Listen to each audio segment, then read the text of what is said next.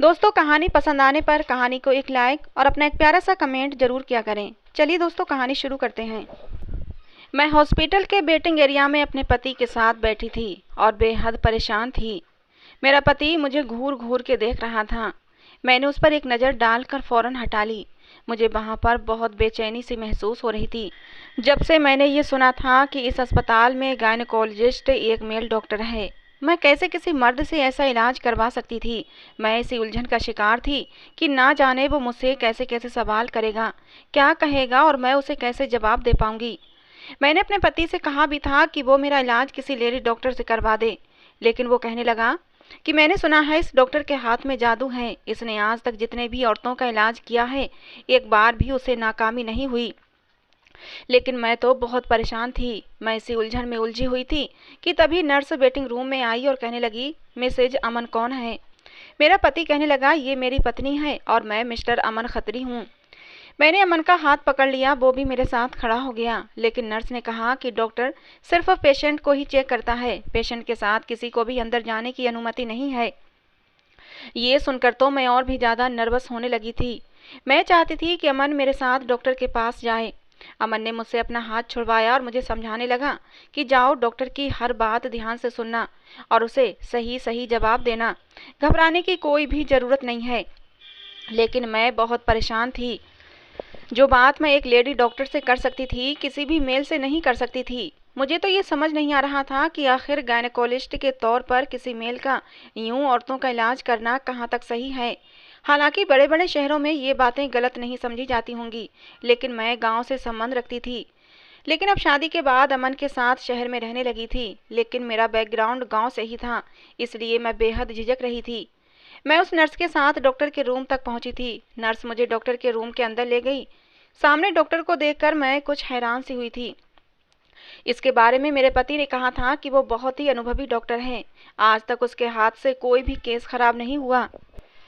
मेरे ख्याल से तो डॉक्टर को काफ़ी उम्रदराज होना चाहिए था, लेकिन ये तो एक नौजवान सा डॉक्टर था, यही कोई अमन की उम्र का। मुझे देखकर उसने मुझे सामने कुर्सी पर बैठने का इशारा किया। वो अपनी रिवॉल्विंग चेयर पर बैठा था, वो भी बड़े सुकून से पीछे को टेक लगाए। जैसे ही मैं उसके सामने रखी कुर्सी पर बैठी, तो उसने नर्स से कहा कि कमरे से बाहर जाओ, मुझे मरीज को चेक करना है। जैसे ही नर्स कमरे से बाहर जाने लगी तो डॉक्टर कहने लगा, दरवाज़ा अच्छे से लॉक करके जाना। ये सुनकर मेरा दिल और भी बेचैन हो उठा था। नर्स ने मुस्कुराकर दरवाज़ा लॉक किया और कमरे से बाहर चली गई। पहले तो उस डॉक्टर ने मुझे सर से पैर तक बड़े गौर से देखा। फिर जो सवाल उसने मुझसे किए, मैं तो सुनकर शर्म से ही पानी पानी होने लगी थी। डॉक्टर कहने लगा, शादी को कितने साल हो गए हैं? मैंने कहा 5 साल। फिर पूछने लगा, पति से संबंध बनाते समय सहज रहती हो या असहज? मुझे समझ नहीं आ रहा था कि मैं इस सवाल का क्या जवाब दूं। शर्म की वजह से मैं नजरें झुका गई थी। डॉक्टर ने अगला सवाल किया, गर्भधारण करने के लिए कब से दवाइयों का इस्तेमाल कर रही हो? मैंने कहा, पिछले 1 साल से। क्या इससे पहले तुम कभी उम्मीद से हुई हो? मैंने कहा कि शादी के 1 साल बाद ही मैं उम्मीद से हुई थी, लेकिन मैं उस बच्चे को जन्म नहीं दे पाई थी, क्योंकि वो बच्चा जन्म लेने से पहले ही मैंने जानबूझकर उससे सच छुपाया था। मैं डॉक्टर को नहीं बता सकती थी कि मेरा पहला बच्चा दुनिया में आने से पहले ही कैसे मेरे पेट में मार दिया गया था। मेरी बात सुनकर वो डॉक्टर कहने लगा, अच्छा ठीक है। फिर थोड़ी देर बाद बोला कि आप सामने बेड पर लेट जाएं, मैं आपका चेकअप करना चाहता हूँ। ये सुनकर तो मेरे होश उड़ गए थे। मैंने कहा, मैं यूँ आपसे चेक नहीं करा सकती। मेरी बात सुनकर कुछ देर तक वो मुझे देखता रहा, फिर मुस्कुराने लगा। कहने लगा, क्यों, क्या आप नहीं जानती थी कि आप एक मेल डॉक्टर से इलाज करवाने आई हैं? मुझे लगा जैसे उसके शब्दों में तंज था। मैं नजरें झुका गई थी। मैंने कहा कि आपको यहाँ पर एक लेडी डॉक्टर को भी रखना चाहिए था। वो कहने लगा, आप मुझे सिखाएंगी कि मैंने अपने मरीज को कैसे देखना है और कैसे नहीं, और मुझे क्या करना चाहिए और क्या नहीं।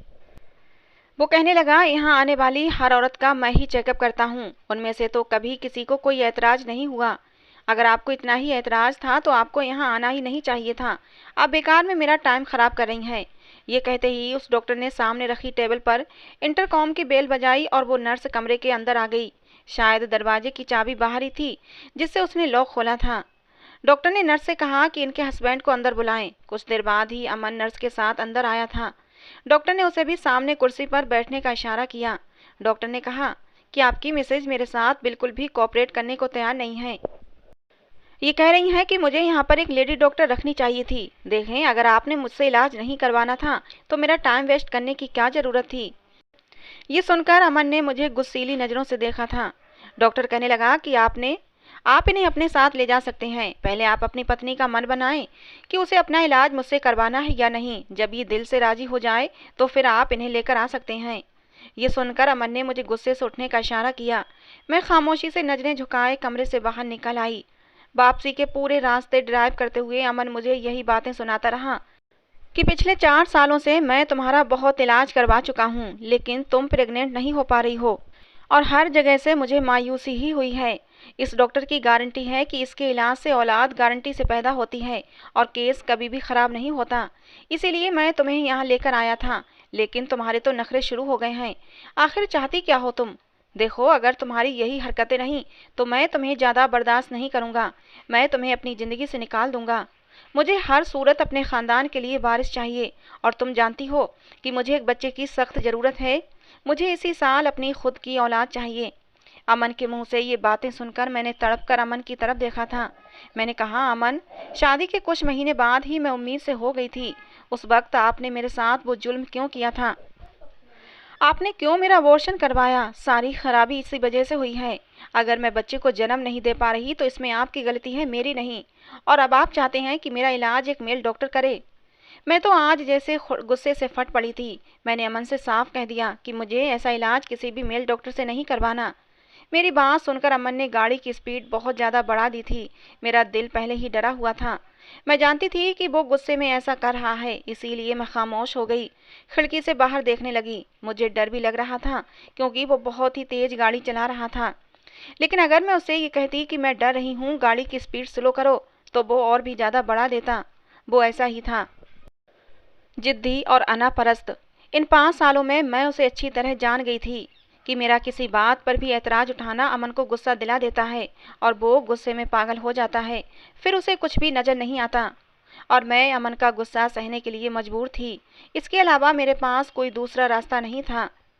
मैं गांव से बिलोंग करती थी और एक बहुत ही गरीब परिवार से मेरा संबंध था। वैसे तो मैं अपने माँ बाप की इकलौती औलाद थी, लेकिन इकलौते बच्चों का जो लाड प्यार होता है वो मुझे नहीं मिला था। लाड प्यार भी बच्चों को तभी मिलता है जब घर में खुशहाली होती है। हमारे घर में तो मैंने हमेशा गरीबी ही देखी थी। जब मैं छोटी थी तो पापा का एक्सीडेंट हुआ था और उनके दोनों पैर उस एक्सीडेंट में चले गए थे। तब से वो किसी काम के नहीं रहे थे। मेरी माँ दूसरों के घरों में काम करती, तब घर में चूल्हा चलता था। पापा के अंदर जिंदगी जीने की उमंग खत्म हो चुकी थी। वो चारपाई पर पड़े पड़े अंदर ही अंदर कुढ़ते रहते थे और जब मैं 12 साल की हुई तो पापा इस दुनिया को अलविदा कह चुके थे। मेरी माँ तो पहले ही काम करती थीं, अब भी वो लोगों के घरों में काम करती और मुझे पाल रही थीं। 5th क्लास के बाद ही मैंने पढ़ाई छोड़ दी थी क्योंकि मुझे पढ़ाई में कोई दिलचस्पी नहीं थी। हालांकि मेरी माँ ने एड़ी चोटी का जोर लगा दिया था कि पढ़ लिख कर अपने पैरों पर खड़ी हो जाऊं, लेकिन मेरा मन पढ़ाई में बिल्कुल भी नहीं लगता था। 5th क्लास तक मेरी माँ ने जैसे तैसे करके मुझे पढ़ाया था। घर अपना था इसलिए इतनी ज़्यादा दिक्कत नहीं होती थी। मम्मी को जो भी पैसे मिलते उसमें से बच बचा कर मम्मी मेरी पढ़ाई पर लगा दिया करती थीं। मम्मी मुझे छोटे मोटे स्कूल में एडमिशन करा दिया था। जैसे तैसे करके वो मेरी फीस भी भर देती थीं और आगे भी मुझे पढ़ाना चाहती थीं। वो मुझे समझाती, सौम्या, पढ़ाई के बिना ज़िंदगी कुछ भी नहीं है। मेरी तो जैसी भी है वैसी कट गई, लेकिन मैं तुम्हें खुशहाल ज़िंदगी देना चाहती हूँ। पढ़ लिख जाओगी तो अपने पैरों पर खड़ी हो जाओगी और किसी की मोहताज नहीं रहोगी। लेकिन मैंने कभी भी पढ़ाई पर दिल नहीं लगाया। माँ के काम पर जाने के बाद मैं भी अपनी सहेलियों के साथ घूमने फिरने निकल जाया करती थी। थक हार कर मेरी माँ ने मुझे पढ़ाई के लिए परेशान करना बंद कर दिया, क्योंकि वो भी समझ चुकी थी कि अब मैं पढ़ाई नहीं करूँगी। ज़िंदगी यूं ही गुजरने लगी थी और मैं 20 साल की हो चुकी थी। मम्मी की एक सहेली थी जो अब शादी के बाद शहर में रहने लगी थी। मम्मी की सहेली का मायका हमारे ही गांव में था। एक बार जब वो अपने मायके आईं तो मम्मी से भी मिलने आईं और वो अपने इकलौते बेटे अमन के लिए मुझे पसंद कर गईं। हालांकि मेरी माँ ने उनसे कह दिया था कि हमारे पास देने के लिए कुछ भी नहीं है, लेकिन मम्मी की सहेली को मैं बहुत पसंद आ गई थी और फिर वो कुछ मम्मी का बोझ भी हल्का करना चाहती थीं, क्योंकि मम्मी अब बीमार भी रहने लगी थीं। इसलिए आंटी ने अपने बेटे अमन के साथ मेरी शादी कर दी। मेरी अमन की शादी को 5 महीने ही हुए थे कि तभी मेरी माँ इस दुनिया से चली गई। मैं ख्यालों के भंवर से एकदम से चौंक कर निकली थी, क्योंकि गाड़ी घर के सामने बड़ी जोर से ब्रेक लगने पर रुकी थी। मेरा सर सामने डैशबोर्ड से टकराते टकराते बचा था। मेरे उतरने से पहले ही अमन गाड़ी से उतरकर गाड़ी का दरवाज़ा बड़ी जोर से बंद कर चुका था और घर के दरवाजे का ताला खोलने लगा। ये देखकर ही मैं समझ गई थी कि आज फिर मेरी शामत आई है। मुझे तो ये इंसान कोई दिमागी मरीज लगता था। जब से मेरी शादी हुई थी, मुझे ज़िंदगी में कोई खुशी नसीब नहीं हुई थी। मुझे ये बात समझ ही नहीं आती थी कि कब कोई बात इस इंसान के मिजाज के खिलाफ हो जाएगी और ये मेरी ज़िंदगी को नर्क बनाकर रख देगा। जैसे ही मैं घर के अंदर दाखिल हुई, उसने मुझे बाजू से दबोच के पकड़ा और घसीटने के अंदाज से कमरे में ले गया। मुझे बेड पर लाकर पटका और कहने लगा, बहुत ज़्यादा जबान चलानी आ गई है तुम्हें मेरे सामने। तुम जानती हो कि मुझे बहस पसंद नहीं है। ये बात तुम अच्छी तरह जानती हो, फिर भी तुम मुझसे जबान चला रही थी। आज माफ़ कर रहा हूँ, आगे से मेरे साथ तमीज़ के साथ पेश आना। और एक बात मेरी कान खोलकर सुन लो, मैं कल तुम्हें दोबारा उसी डॉक्टर के पास लेकर जाऊँगा और तुम खामोशी से उससे चेकअप करवाओगी। जिस कदर गुस्से से अमन मुझसे कह रहा था, मैं जानती थी कि अगर मैंने उसकी बात से इनकार किया तो वो मेरे मुंह पर थप्पड़ों की बारिश भी कर देगा। वो ऐसा ही था, जिद्दी और जुनूनी। गुस्से में उसे कुछ भी दिखाई नहीं देता था। इसीलिए मैंने भी अपनी ज़बान बंद कर ली और कुछ भी नहीं कहा। अगले दिन वो मुझे उसी डॉक्टर के पास दोबारा ले गया। जब मैं उस डॉक्टर के कमरे में गई तो मुझे देखकर वो तंजिया मुस्कुराया था। फिर कहने लगा, बेड पर लेट जाओ। मैंने इस बार कुछ भी नहीं कहा और खामोशी से लेट गई। उसके बाद उसने कमरे की लाइट बंद की तो मेरे होश उड़ गए थे। मैं सोचने लगी, ये कौन सा चेकअप था जो लाइट बंद करके मेरे साथ करना चाह रहा था। मैंने कहा कि आपने लाइट बंद क्यों कर दी? वो कहने लगा, मेरे इलाज का यही तरीका है। ये कहकर डॉक्टर मेरे करीब आ गया। उस कमरे में हल्की हल्की सी रोशनी थी, वो भी शायद खिड़की से आ रही थी। मेरा दिल बुरी तरह से घबरा रहा था और मेरे दिल की धड़कनें बहुत तेज थीं। अब वो मेरे बहुत करीब आ चुका था। और फिर उसके बाद जब मेरी शादी अमन से हुई, वो दोनों माँ बेटा ही थे। अमन का ना कोई भाई था ना बहन। उसके पापा भी जिंदा नहीं थे। मेरी सास बहुत अच्छी थी, लेकिन अमन का रवैया मेरे साथ ऐसा था कि कभी आग तो कभी पानी। उसके मिजाज से मैं परेशान होकर रह गई थी। कभी कभी तो मेरी बड़ी से बड़ी बात को भी नज़रअंदाज कर जाता और कभी कभी जरा सी बात पर भी लड़ने झगड़ने लगता था। जब तक मेरी सास जिंदा थी, वो अमन से मेरी खातिर लड़ जाती थीं। कहती थीं, तुम क्यों उस बेचारी के पीछे पड़े रहते हो? वो तो तुम्हारे सामने उफ भी नहीं करती। खुद में थोड़ा सा बदलाव लाओ। अब तुम शादीशुदा हो। हर वक्त का गुस्सा और झगड़ा अच्छी बात नहीं होती। शादी को 1 महीना गुजरा था और 1 महीने में ही मैं अमन से तंग आ चुकी थी। इसे 1 महीने के अरसे में कई बार मैंने विनती कर करके रोते हुए अमन को मनाया था। जरा सी बात पर वो नाराज हो जाता और जब तक मैं उसके सामने रोते हुए हाथ जोड़कर माफिया नहीं मांगती, वो बिल्कुल भी नहीं मानता था। 1-2 बार वो मुझ पर हाथ भी उठा चुका था। छोटी छोटी बातों पर ही वो इतना ज़्यादा गुस्सा हो जाता कि मेरे ऊपर हाथ उठा देता था। कभी कहता कि तुम शर्ट को सही तरीके से प्रेस नहीं करती हो, कभी कहता कि तुम चाय अच्छी नहीं बनाती हो। हालांकि मैं अपनी तरफ से पूरी कोशिश करती थी कि जैसा उसे पसंद है मैं वैसा ही काम करूं, लेकिन वो किसी तरह से भी राजी नहीं होता था। शादी के कुछ महीने बाद ही जब पहली बार मैं उम्मीद से हुई, तो जो हाल मेरा अमन ने किया था, सुनने वालों की शायद आत्मा कांप उठे। उन दिनों जब मैं उम्मीद से हुई तो मेरी तबीयत सुस्त थी, इसलिए मेरी सास मुझे करीबी क्लिनिक पर ले गई थी। मेरे डॉक्टर ने मेरे 1-2 टेस्ट करवाए और ये खुशखबरी सुना दी कि मैं उम्मीद से हूँ। मैं भी ये खबर सुनकर बहुत खुश हो गई थी कि हो सकता है जब ये खबर अमन को मालूम हो तो वो सुधर जाए और मेरा ख्याल रखने लगे। लेकिन ये मेरी गलतफहमी थी। जैसे ही मेरी सास ने अमन को यह खबर सुनाई तो एकदम ही वो गुमसुम सा हो गया था और आंखें गुस्से से लाल होने लगी थीं। मुझे लग रहा था जैसे वो अपने आप में गुस्सा बर्दाश्त कर रहा है, अंदर ही अंदर गुस्से को पी रहा है, क्योंकि उसने अपनी दोनों मुट्ठियां भींच ली थीं। ये देखकर मैं बुरी तरह से डर गई थी। मुझे समझ नहीं आ रहा था कि उसे ये खबर सुनकर गुस्सा क्यों आया है। ये तो खुशी की बात थी। रात को जब मैं कमरे में आई तो वो सिगरेट पी रहा था। पूरा कमरा धुएं से भरा पड़ा था। जब मैंने सामने टेबल पर देखा तो एस्ट्रे सिगरेट के बुझे हुए टुकड़ों से भरी पड़ी थी। उसने मुझे कमरे में आते हुए देखा तो कहने लगा कि हमारी शादी को अभी कुछ ही महीने हुए हैं और तुम्हें बच्चा पैदा करने का भी शौक पैदा हो गया। गांव की गवार अनपढ़ जाहिल औरत, कुछ तो जिंदगी एंजॉय करने का तरीका सीखो। अभी से बच्चों की जिम्मेदारियों में मुझे नहीं बंधना। अमन के मुंह से ये शब्द सुनकर मैं हैरान सी रह गई थी। मैंने कहा, अमन, ये तो भगवान की देन है और भगवान की मर्जी से होता है। मेरे चाहने ना चाहने से नहीं हो सकता।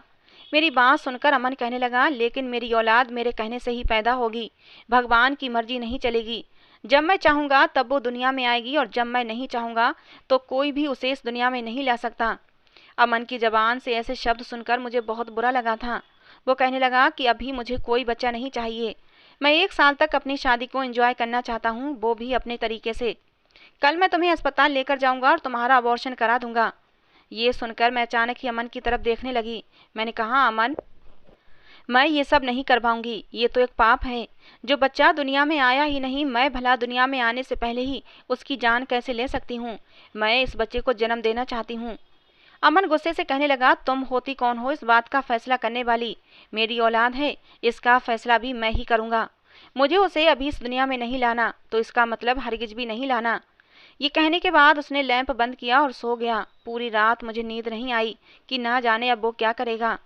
सुबह अमन के उठने से पहले ही मैं उठकर कमरे से बाहर निकल गई और मैंने सारी बात अपनी सास को बता दी। अमन जब कमरे से बाहर आया और मुझे अस्पताल ले जाने के लिए कहा तो मेरी सास कहने लगी कि अमन, वो कहीं नहीं जाएगी और खबरदार जो तुमने बच्चे को ख़त्म करने के बारे में सोचा भी तो। अमन ने मुझे गुस्सीली नज़रों से देखा। मैं सहमकर अपनी सास के पीछे छुप गई। वो गुस्से से घूरता हुआ बाहर चला गया। 2 दिन तक वो घर नहीं आया था। अब मुझे अमन की चिंता सताने लगी थी, क्योंकि गुस्से में वो अंधा हो जाता था और कुछ भी कर गुजरता था। मेरी सास मुझसे तो कुछ नहीं कह रही थी, लेकिन वो भी चिंतित लग रही थीं। 2 दिन बाद अमन आया, तब भी उसकी आंखें गुस्से से लाल थीं। मैंने खाना रखा तो उसने प्लेट उठाकर ज़मीन पर फेंक दी। कहने लगा, मेरी नज़रों से दूर हो जाओ, मुझे अपनी शक्ल भी मत दिखाओ। मेरी सास भी ये सब तमाशा देख रही थीं। मुझसे कहने लगी, जाओ तुम अपने कमरे में जाओ।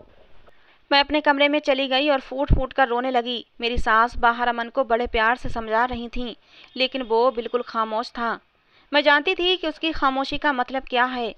मैं सोच चुकी थी कि मैं अब उसकी बात पर कोई भी ऐतराज़ नहीं करूंगी। उसकी औलाद है, चाहे जिंदा रखे या मार डाले। जब मुझे ज़िंदगी यहीं अमन के साथ गुजारनी है तो फिर मैं अमन से लड़ झगड़ कर नहीं गुजार सकती थी।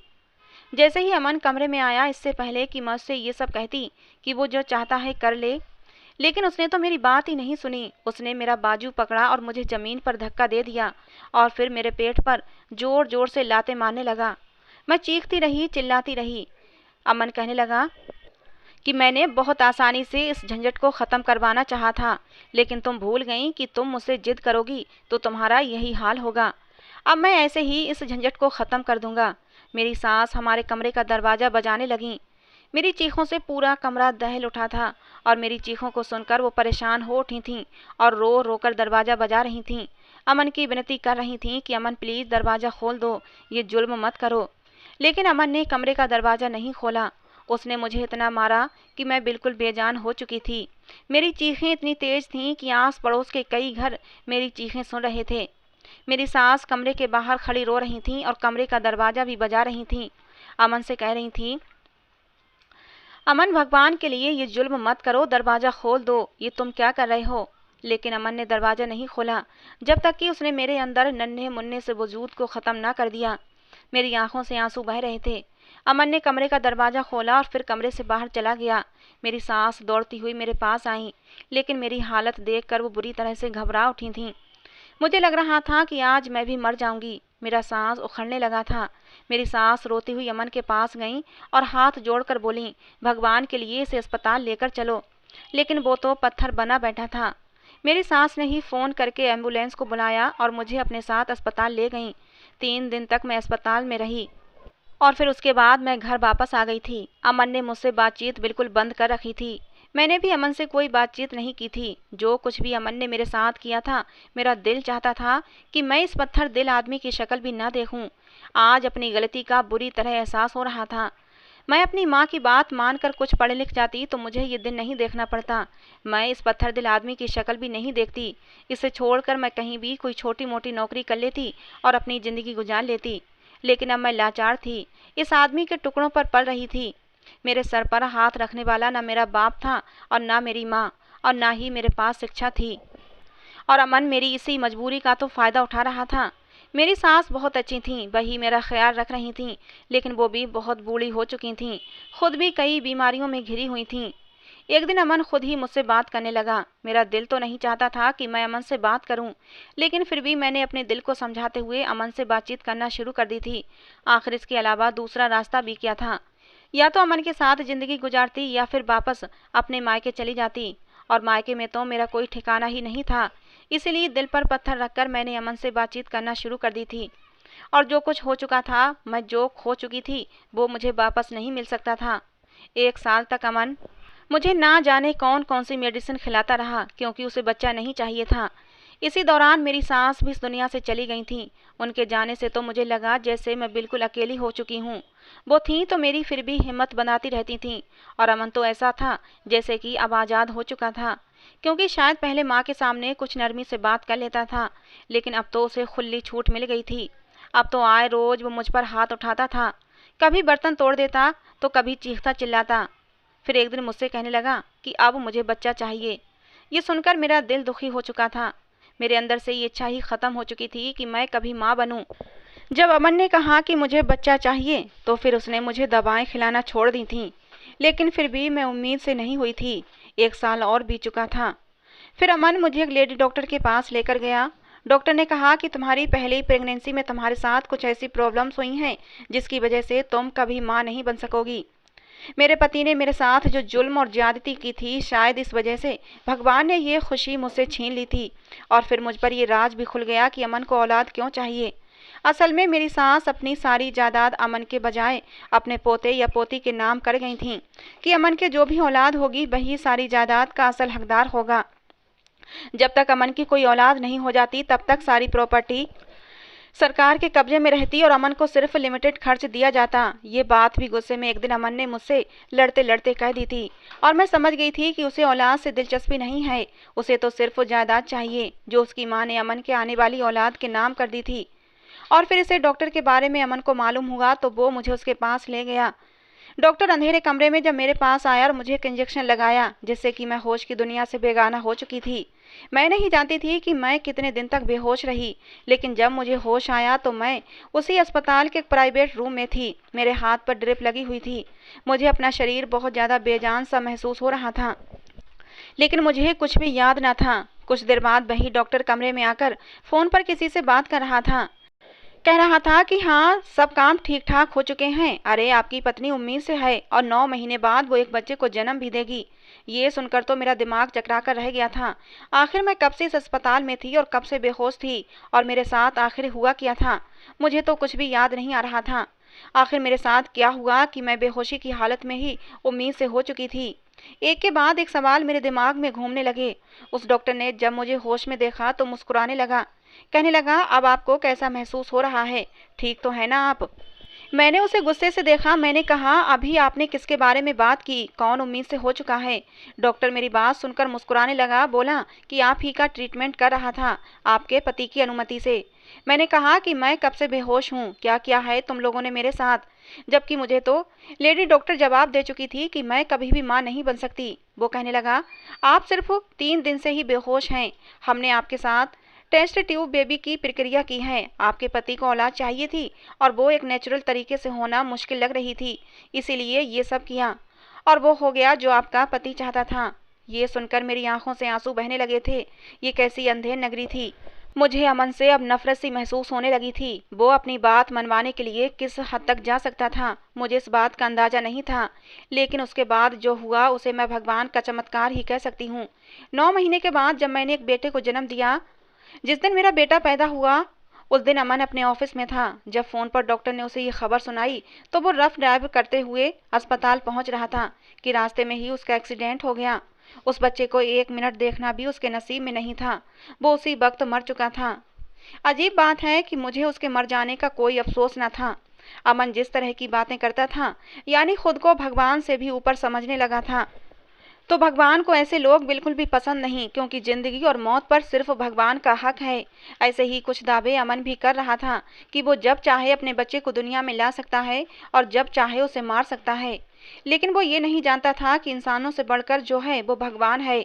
उसकी मर्जी के बिना एक पत्ता भी नहीं हिल सकता। मैंने अपने बेटे को कसकर अपने सीने से लगा लिया था। अमन की बॉडी को घर लाया गया और उसका अंतिम संस्कार भी किया गया। लेकिन मेरी आंख से एक आंसू भी नहीं निकला था। सब लोग इसे ये समझ रहे थे कि मुझे अमन की मौत का सदमा लग गया है, इसीलिए मेरी आंख से आंसू नहीं गिर रहा। लेकिन मुझे कोई सदमा नहीं लगा था। मुझे अमन के जाने का कोई दुख नहीं था। अमन के जाने के बाद जिंदगी धीरे धीरे रूटीन पर आने लगी थी। मैं भी अपने बच्चे की परवरिश में दिलो जान से लग चुकी थी। मेरी सास ने मरने से पहले सारी प्रॉपर्टी अपने पोते या पोती के नाम कर रखी थी, जो अब कानूनी तौर से मेरे पास आ चुकी थी। और इतनी प्रॉपर्टी थी कि मैं जिंदगी भर भी बैठकर खाती तो आराम से मेरी जिंदगी कट सकती थी। मैंने अब अपने बेटे को ही अपने जीने का मकसद बना लिया था। तो दोस्तों, ये थी हमारी कहानी। आपको कैसी लगी? पसंद आई हो तो प्लीज़ लाइक करना। रोज़ एक नई कहानी सुनने के लिए हमारे चैनल को भी सब्सक्राइब करना। कहानी को अंत तक सुनने के लिए आप लोगों का बहुत बहुत धन्यवाद दोस्तों। मिलते हैं अगली किसी नई कहानी के साथ।